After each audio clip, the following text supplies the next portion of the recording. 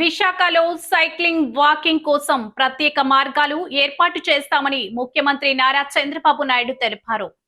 ప్రపంచ పర్యావరణ దినోత్సవం సందర్భంగా విశాఖ ఏయూ ఇంజనీరింగ్ కాలేజీ మైదానంలో మొక్కలు నాటారు. ఈ సందర్భంగా సీఎం మాట్లాడారు. విశాఖలో సైక్లింగ్ వాకింగ్ కోసం ప్రత్యేక మార్గాలు ఏర్పాటు చేస్తాం. వర్సిటీకి కావలసిన కరెంటును 100% ఇక్కడి నుండే ఉత్పత్తి చేసుకోవాలి. చెట్లు లేని ఖాళీ స్థలాలు, భవనాలపై సోలార్ ప్యానెల్స్ ఏర్పాటు చేయాలన్నారు.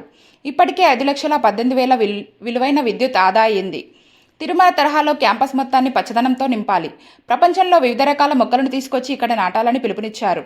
పెరుగుతున్న ఎండలు, వాతావరణ మార్పులను తట్టుకునేలా చేయాలని, హైదరాబాద్ తరహాలో ఇక్కడ కూడా పచ్చదనం అభివృద్ధి చేయాలి. హాస్టళ్లు, కాలేజీల నుంచి వచ్చే తడి చెత్త ఆకులను కంపోస్టుగా మార్చాలని సూచించారు. అనంతరం ఆంధ్ర యూనివర్సిటీ నుండి నోవాటెల్ వరకు చంద్రబాబు ఉత్సాహంగా సైకిల్పై ప్రయాణించారు.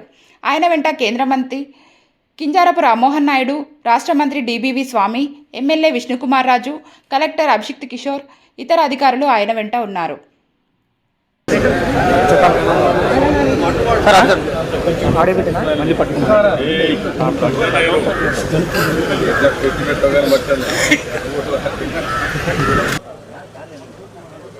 ఈరోజు నేను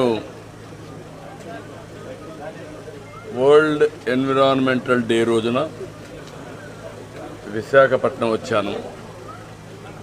మొట్టమొదటిసారిగా యూనివర్సిటీ క్యాంపస్లో చెట్టు పెట్టాను. యూనివర్సిటీకి ఒక డైరెక్షన్ కూడా ఇచ్చాం. ఒక యాక్షన్ ప్లాన్ తయారు చేయమన్నాను. ఇందులో క్యాంపస్ ఒక ఆదర్శంగా తయారు చేయాలి. నెట్ జీరో కాన్సెప్ట్ తీసుకోవాలి.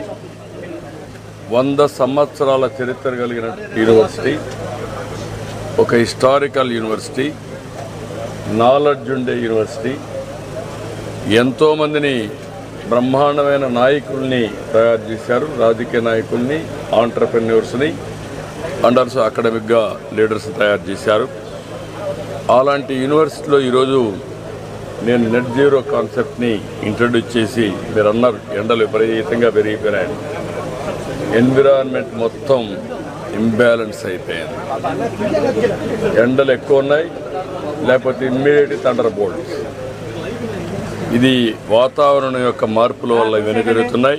దీనిపైన అందరం శ్రద్ధ పెట్టాల్సిన అవసరం ఉంది. ఇక్కడ నెట్ జీరోలో మొట్టమొదటి సోలార్ చూశాను. కరెంటు మనమే ఉత్పత్తి చేసుకోవాలి. చాలా అవకాశాలు ఉన్నాయి.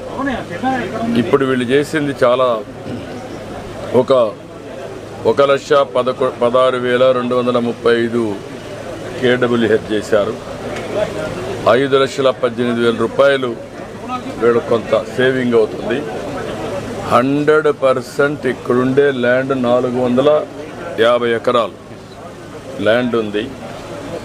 ఇందులో బిల్డింగుల పైన ఎక్కడెక్కడ పెట్టగలుగుతారో పెట్టి, చెట్లు పెట్టే ప్లేస్లో కాకుండా 100% యూనివర్సిటీకి కావాల్సిన కరెంటు వీళ్ళే ఉత్పత్తి చేసుకోవాలి.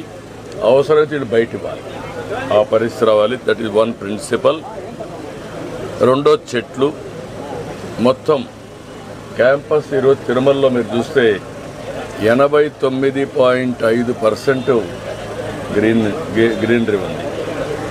దానివల్ల ఈరోజు అక్కడ పోతే ఒక మ్యాక్సిమం డిఫరెన్స్ కనపడుస్తుంది. ఎండలకు టెంపరేచర్ కానీ, ఎండలు కానీ, ఇవన్నీ కూడా చాలా డిఫరెన్స్ వస్తాయి.